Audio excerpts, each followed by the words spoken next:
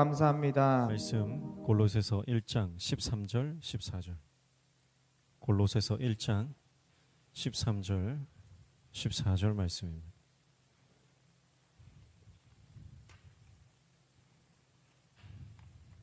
골로새서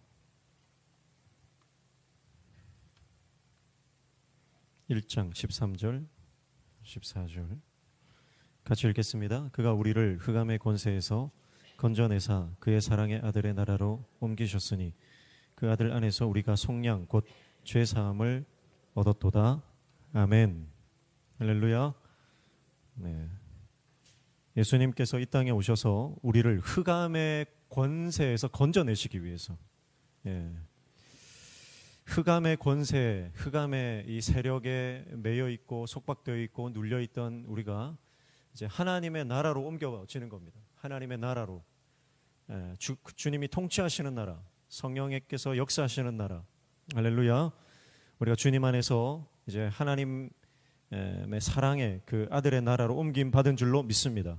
그래서 그 아들 안에 있는 사람들은 속량 곧 죄 사함을 얻었다 그랬습니다. 그래서 예수님께서 이 땅에 오셔서 우리를 구원해 하셨다는 거예요. 모든 마귀에 눌린 것들로부터 우리를 구출해 내셔서 하나님 나라로 옮기셨다는 겁니다. 자, 그래서 예수님의 사역은 하나님 나라 사역입니다. 하나님 나라 사역이고, 이 하나님 나라 사역의 3대 사역을 오늘 함께 나누려고 하는데요. 첫 번째는 가르치시는 사역입니다. 예수님의 사역 첫 번째는 가르치시는 사역이에요. 누가복음 4장에 보니까 예수님께서 안식일에 회당에서 가르치시죠. 가르치시는데 사람들이 그 예수님의 말씀에 뭐가 있다 그랬습니까? 권위가 있다 그랬습니다. 권위, 능력, 권세가 있습니다. 예수님의 말씀에는 권위가 있죠. 그래서 그 가르치심을 통해서 오해하고 있는 하나님의 말씀에 대해서 새롭게 깨닫는 겁니다. 하나님의 말씀에 대해서 오해하고 있는 부분들을 진짜 하나님의 말씀으로 깨닫는 겁니다. 그래서 하나님의 말씀이 정확하게 깨달아지는, 여러분 오늘 우리 안에 하나님의 말씀이 올바르게 정확하게 깨달아지는 은혜가 있기를 축복합니다. 그래서 바리새인들은, 종교 지도자들은 그 미시나라고 하는 규정들을 만들어 놓았습니다. 이것은 말씀과 흡사하지만 말씀이 아닌 것들이에요. 그러니까 이것은 전통입니다. 사람들이 정해놓은 규칙들이에요. 율법을 기초로 해서, 율법을 근거로 해서 만들어 놓은 사람이 제정한 전통이고 규칙입니다. 예를 들어서 안식일 규정 같은 거죠. 안식일 규정 같으면 안식일에는 이것도 하면 안 되고 저것도 하면 안 되고 금지하는 법들을 막 만들어 놓은 거예요. 하나님이 우리에게 주신 것은 안식일에 이제 거룩하게 지켜라. 그래서 뭐 추수를 하지 말고 남종이나 여종이나 다 쉬게 해라. 가축, 짐승까지도 쉬게 해라. 그거죠. 율법의 핵심은 뭐예요? 쉬게 하는 겁니다. 안식을 주는 겁니다. 그래서 안식일법입니다. 그런데 이스라엘 유대인들은 그 안식법을 세부 규정을 만들어 가지고 안식일에는 1.1km 이상 걸어가면 안 되고, 추수하는데 추수는 손으로 밀 이삭을 이거 베는 것도 포함이 되는 것이고, 뭐 그렇게 하는 거죠. 뭐 여러 번 말씀드렸지만 유대인들은 지금도 이 안식법을 철저히 지킵니다. 그래서 다른 동네로 이동하지도 못하고 엘리베이터 버튼도 못 누르고 뭐 그런 겁니다. 그래서 결국은 율법의 핵심 뭐죠? 율법을 압축해 놓은 게 뭐죠? 십계명이잖아요. 십계명입니다. 십계명에 보면 다 이제 금지법이 많잖아요. 그러니까 유대인들이 하나님의 말씀 십계명을 보면서 금지법을 계속해서 파생시켜서 만들어내는 것입니다. 그래서 이스라엘 사람들은 이 법 때문에 아무것도 못하는 거예요. 그런데 예수님께서 재해석해 주시죠. 다시 가르쳐 주시죠. 정확하게 가르쳐 주시죠. 율법의 핵심, 십계명의 핵심은 하나님을 사랑하고 내 이웃을 사랑하는 것이다. 내 마음과 뜻과 목숨을 다해서 하나님을 사랑하고, 그리고 내 이웃을 내 자신처럼, 내 몸처럼 사랑해라. 이것이 율법의 두 강령이다 그랬어요. 그러니까 예수님이 보는 말씀은 어떤 말씀이에요? 어떻게 하면 이 율법을 통해서 하나님을 더 사랑할까? 이 율법을 통해서 어떻게 내 옆에 있는 사람을 더 사랑할까 하는 거예요. 그런데 유대인들이 보는 율법은 뭐예요? 이 율법을 가지고 어떻게든 사람을 더 억압할까? 사람을 더 어떻게 옥죄일까? 눌러버릴까? 눌러야 됩니다. 왜 눌러야 됩니까? 그래야 자기들이 이득을 취하니까 그런 거예요. 종교 지도자들이 이 이스라엘 백성들을 통해서 이 종교심을 가지고 자기들이 이득을 취해야 되니까 이 계속해서 법을 만들어내는 거죠. 그런데 예수님 그게 아니다. 여러분 오늘날 우리가 예수님에 대해서 오해하고 있는 게 많아요. 교회에 대해서 오해하고 있는 게 많고 하나님에 대해서 오해하고 있는 게 많은데 여러분 말씀을 통해서 우리가 하나님을 제대로 알아가고 예수 그리스도를 깊이 알아가는 역사가 있기를 축복합니다. 하나님의 어떤 분이신지 알아가는 것, 그것은 예수님의 첫 번째 사역이에요. 가르치시는 사역이에요. 그래서 강도 만난 자의 이웃은 누굽니까? 제사장도 아니고 레위인도 아닙니다. 강도 만난 자의 이웃은 율법을 실천하는, 사랑을 실천하는 선한 사마리아인이 강도 만난 자의 이웃이고 하나님 나라의 법을 실천하는 사람인 것입니다. 오늘 저와 여러분이 말씀을 오해하지 말고 말씀을 보면서요, 이 말씀이 나를 막 옥죄는 것 같아요. 여러분 그거 속는 겁니다. 마귀한테 속는 거예요. 말씀은 우리를 자유케 하는 줄로 믿습니다. 말씀은 우리를 자유케 하는 겁니다. 말씀은 우리를 더 사랑할 힘을 주시는 겁니다. 말씀을 제대로 배우면 우리는 그 말씀을 통해서 더욱 전도와 선교와 봉사와 헌신에 힘쓰게 되는 거죠. 할렐루야. 그래서 배워야 됩니다. 여러분 교회를 다니시면서요, 덮어놓고 믿으시면 안 되고 늘 말씀을 읽고 묵상하고 또 배우셔야 됩니다. 그래서 우리가 성경 공부 개설하면 적극적으로 참여하시고, 무슨 교육이 있다 그러면 적극적으로 참여하시고, 3월 15일 날 교사 세미나가 있습니다. 교사 연합 집회가 있습니다. 우리 성도님들 다 오셔가지고 우리 이종화 목사님 모시고 우리 중고등부 연합회, 우리 시찰의 중고등부 연합회, 시찰회는 여전히 뭐 중고등부라고 쓰니까요. 시찰의 중고등부 연합회에서 이제 교사 연합 집회를 하는데 우리는 장소만 제공하는 거예요. 근데 얼마나 좋습니까? 우리는 장소만 제공하고. 그런데 말씀도 듣고 세미나도 하고, 기도도 하고, 좋죠. 그런 것들이 있으면 우리가 적극적으로 해야 되고 참여하시기를 축복합니다. 그래서 율법주의는 죽이는 겁니다. 율법주의는 죽이는 겁니다. 그러나 율법 정신은 살리는 겁니다. 오늘 저와 여러분 율법의 정신으로 살아가시기를 축복합니다. 율법주의, 전통 이걸 고수해서는 안 됩니다. 권위도 마찬가지예요. 권위는 사람을 세우는 겁니다. 그러나 권위주의는 사람을 죽이는 거예요. 두 번째 예수님의 사역은 고치시는 사역입니다. 치유하시는 사역입니다. 예수님은 가는 곳마다 사람을 살리시고 고치시고 치유시킵니다. 병든 자를 고치시고, 저는 자를 일으키시고, 죽은 자를 살리시는 사역, 회복시키시고 고치시는 사역, 이것이 바로 예수님의 2대 사역입니다. 예수님이 가는 곳마다 회복과 치유가 일어났습니다. 오늘 우리 인생에도 예수님이 들어오시면 우리 인생에 회복이 일어나는 줄로 믿습니다. 예수님이 가시는 곳마다 상처받은 영혼들이 살아나는 역사, 회복되는 역사가 일어났던 것처럼 우리 인생에도 예수님이 들어오시고 예수님이 역사하시면 우리 인생은 반드시 회복될 줄로 믿습니다. 뿐만 아니라 여러분 영혼의 구원을 받는 것, 예수님의 치유는 단순히 육신적인 치유에 머무르지 않습니다. 영혼의 구원을 받는 거죠. 그래서 교회는요, 사람들이 살아나는 곳이 되어야 하는 것입니다. 우리 명신교회에서 날마다 회복의 역사가 일어나기를 축복합니다. 성령의 역사가 일어나야 되는 거예요. 그래서 예배 때마다 고침받는 역사가 일어나고, 기도할 때마다 치유받는 역사가 일어나고, 찬송할 때마다 온전케 되는 역사들이, 우리가 주님이 우리와 함께 하실 때 자녀들이 살아나고 가정이 살아나고, 할렐루야, 회복시켜주고, 이게 하나님의 뜻이고요, 예수님이 이 땅에 오셔서 하셨던 사역입니다. 그래서 우리가 감당해야 될 사역이기도 합니다. 다시 말하면 예수님의 사역은, 예수님의 3대 사역은 교회의 사명이다. 여러분, 그러니까 가르치는 사역, 우리의 사역이 돼야 되고, 고치는 사역도 이제 우리의 사역이 돼야 되는 거예요. 그래서 근데 이제 문제는 이제 우리 안에 이런 회복의 역사, 치유의 역사가 일어나면 내가 능력 있는 줄 아는 거예요. 내가 능력 있는 줄 알아요. 내가 잘난 줄 알아요. 근데 누가복음 6장 19절에 보니까 이는 능력이 어디서부터 나와서? 예수께로부터 나와서 그렇게 분명하게 말씀합니다. 능력은 예수님에게서 나오는 겁니다. 할렐루야. 나에게서 나오는 게 아닙니다. 능력은 오직 예수님이 나옵니다. 내가 신령해서 내가 치유하는 게 아니고 내가 영험해서 내가 고치는 게 아닙니다. 예수님이 도와주셨기 때문에 주님께서 하셨기 때문에 나를 통해 역사가 일어난 것일 뿐인 겁니다. 나는 통로일 뿐인 겁니다. 여러분 우리가 통로가 되시길 축복합니다. 축복의 통로가 되길 축복합니다. 치유의 통로가 되길 축복합니다. 회복의 통로가 되기를 축복합니다. 그래서 우리 교회 성도들 누구를 만나도 우리 명신교회 성도를 딱 만났다 그러면 딱 회복돼 버리는 거예요. 딱 변화돼 버리는 거죠. 그런 역사가 일어나길 축복합니다. 예수님의 두 번째 사역은 치유 사역입니다. 세 번째 예수님의 사역은 복음을 전파하는 사역입니다. 예수님의 사역 세 가지 정리하면 뭐죠? 첫 번째 가르치시고, 두 번째 치유하시고, 세 번째 복음을 전파하시는 사역. 세 가지 사역입니다. 세 번째 전파하시는데요.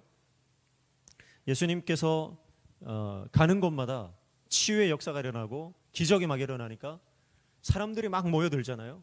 그리고 예수님께서 수많은 사람들을 다 고쳐주고 나면 어떻게 합니까? 거기에 눌러 앉습니까?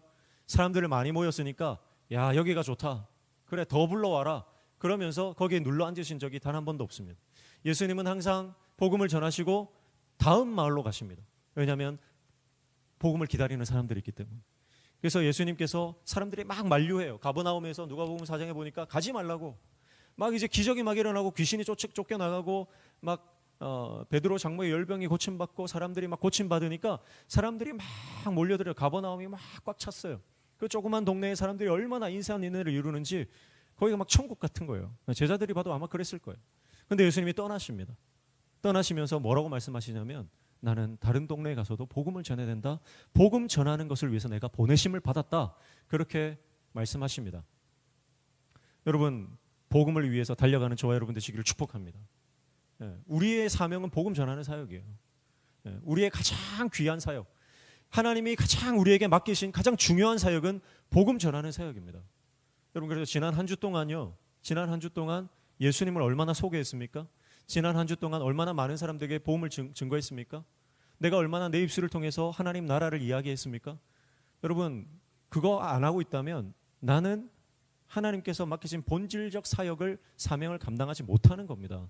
그래서 여러분 우리가 앉으나 서나 그분 당신 생각하지 말고 앉으나 서나 복음 전할 생각하셔야 되는 거예요. 앉으나 서나. 여러분 때를 얻거나 못 얻거나 때를 얻든지 못 얻든지 말씀을 전파하라. 할렐루야. 그게 우리의 본질적 사명이고 예수님께서 이 땅을 떠나실 때 우리에게 주신 사명도 그거예요. 땅 끝까지 이르러 뭐가 되라? 증인이 되라는 겁니다. 그래서 예수님은 복음 전하는데 절대 안주하지 않으셨어요. 멈추지 않았습니다. 선교를 우리가 이제 2회차 나갔다 왔습니다. 근데 우리 계속 나가야 될 줄로 믿습니다. 근데 사실 한번 나가는 거 피곤한 거예요. 에너지 소비가 굉장히 많고 재정도 많이 투입해야 되고 특히 이제 저 같은 경우는 이제 인솔에서 나가야 되니까 신경이 얼마나 많이 쓰는지 몰라요. 그래도 나가야 됩니다. 왜냐하면 나가면 은혜가 있습니다. 할렐루야. 우리 전도팀 화요 전도 모임 할 때 전도팀에게 항상 우리가 구호하는 게 뭐냐면 할 수 있다 하면 된다 해보자. 전도할 수 있다 하면 된다 해보자. 그런데 여러분 중요한 건 뭐냐면 나가면 있고 안 나가면 없다는 거예요. 전도는요 나가면 있습니다. 할렐루야. 안 나가면 없어요. 순종하면 역사가 있습니다. 순종 안 하면 아무것도 없습니다. 여러분 우리에게 맡겨주신 복음 증거의 가장 소중한 사명입니다. 여러분 입술을 열어서 복음을 증거하시고 누구를 만나든지 기회가 된다면 예수님을 소개하십시오. 이번에 김해 공항에서 월요일 아침 8시 비행기를 타고 베트남으로 떠나는데 이제 자리를 우리가 미리 예약을 안 했어요. 왜냐하면 자리 예약하는 것도 돈이 들거든요. 그래서 이제 주는 대로 가는 거예요. 그러다 보니까 조금 이렇게 어떻게든 뭐 한 푼이라도 아끼려고. 나중에는 우리 하나님께서 재정을 주셔서 우리 선교팀이 한 번은 또 뭐 대한항공 타고 가는 역사가 일어나기를 축복합니다. 비즈니스석 도 타고 막 별로 동의를 안 하시는 것 같은데 아멘 하시는 분들은 하나님께서 그런 복을 주실 줄 믿습니다. 이제 제가 보니까 이제 권사님이 집사님이 한 분이 따로 돼서 자리를 제가 옮겨드렸어요. 그래서 제가 이제 따로 혼자 떨어져 갔는데 옆에 이제 베트남 청년이 하나 탔더라고, 앉아 있더라고요. 그래가지고 이제 대화를 좀 했어요. 한국말을 좀 하더라고요. 그래서 어디서 왔냐 그러니까 진주에서 왔대요. 2년 동안 진주에서 지금 한국에서 일을 하고 있다 그러더라고요. 그래서 복음을 전했죠. 얘기를 막 하다가 복음을 전했어요. 이 친구가 저한테 사장님 네. 사장님 좋은 분 같아요 막 이러는 거예요. 나 좋은 사람 맞다. 나 근데 사장님 아니다. 나 목사님이다. 그러면서 복음을 막 전했어요. 복음을 전하고 전화번호 주고받고 나중에 2주 동안 가 있는다 하더라고요. 2주 뒤에 들어오면 꼭 연락해라. 꼭 연락하면 부산에 와서 내가 맛있는 거 사주겠다. 돼지 농장에서 일하는데 너무너무 힘들대요. 돼지 힘들어요. 여러분 때를 얻든지 못 얻든지 복음을 전하시기를 축복합니다. 열매는 하나님께 맡기는 거예요. 결실은 하나님이 맺으시는 거예요. 그럼 우리는 전하기만 하면 되는 겁니다.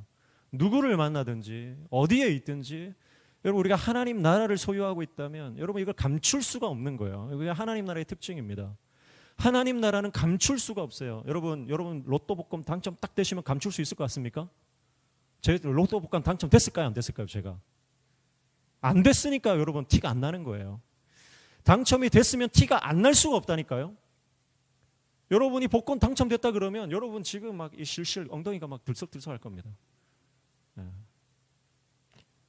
하나님 나라는 그런 겁니다. 예수님을 믿는다는 건 그런 거예요. 너무너무 기쁜 거예요. 너무너무 감격적인 거예요. 여러분 안에 감격이 없고 기쁨이 없다는 건 다시 내 신앙 점검하셔야 되는 거예요. 그래서 전하지 않으면 건들 수가 없는 거예요. 예수님을 만난 모든 사람들이 그랬습니다. 복음을 전하러 뛰쳐나가는 거예요. 뛰쳐나가는 거예요. 제대로 만난 사람은 다 그렇습니다. 근데 여러분 예수님께서 복음을 전하시는데 예수님이 복음을 전하시기 전에 그 누가복음 4장 42절에 보면 한적한 곳에 계셨다 이랬어요. 한적한 곳. 한적한 곳이 어디죠? 빈들입니다. 광야입니다. 예수님이 한적한 곳에 가실 때는 단 한 가지 이유입니다. 뭐죠? 기도하러 가시는 거예요. 여러분 기도하는 사람은 전도자가 됩니다. 예수님은 늘 기도하셨기 때문에 전도자의 삶을 사는 겁니다. 나는 기도하는데 전도 안 한다. 기도가 잘못됐든지 기도 내용이 잘못됐든지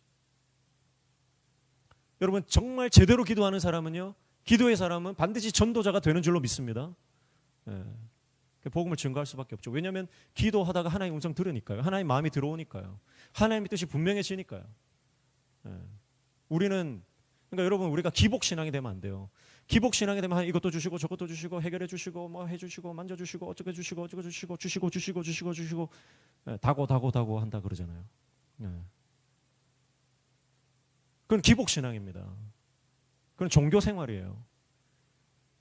진짜 기도는 뭐냐면 대화하는 겁니다. 기도는 대화하는 거예요. 하나님 나 오늘 힘들었어요. 주님 내 마음 아시잖아요. 사람들은 내 마음 몰라주는데 주님 내 마음 아시잖아요 하는데 막 눈물이 쏟아지고 내 말만 막 쏟아내는 게 아니라 하나님 앞에 가만히 주님 음성 듣는 겁니다. 제가 한 두 달 전에 시편 수요일 날 시편 강의하면서 시편 131편 젖된 아이가 그 어미 품에 있는 것 같은 근데 제가 그 말씀 너무 은혜가 돼가지고 수요 예배 할 때도 그 말씀을 좀 강조를 했었는데 이번에 베트남에서 선교사님이 그 말씀 또 하시더라고요. 그러니까 이렇게 뭐 공명이 되는 듯한 얼마나 감격이 또 되는지 몰라요. 여러분 그렇잖아요. 기도란 게 뭡니까?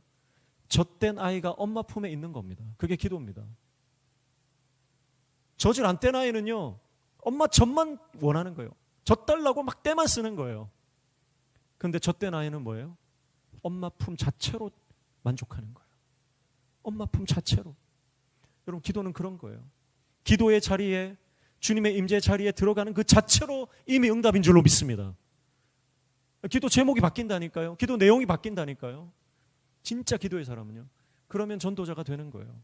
여러분이 가정에서, 직장에서, 학교에서, 동네에서 여러분 어디에서든지 하나님 마음을 품고 죽어가는 영혼들, 방황하는 영혼들, 예수님이 없어서 생명이 없는 마귀에게 끌려가는 인생들을 보면서 긍휼한 마음이 들고 그들을 보면서 눈물이 나고 기회만 되면 복음 전하는 하나님의 종으로 쓰임 받으시기를 주님의 이름으로 축복합니다. 그래서 예수님의 3대 사역 정리합니다. 첫 번째, 가르치시는 사역. 두 번째, 치유하시는 사역. 세 번째, 복음을 전파하시는 사역. 이 세 가지가 예수 그리스도의 3대 사역입니다. 여러분, 예수님의 3대 사역은 오늘 우리의 사명인 줄로 믿습니다.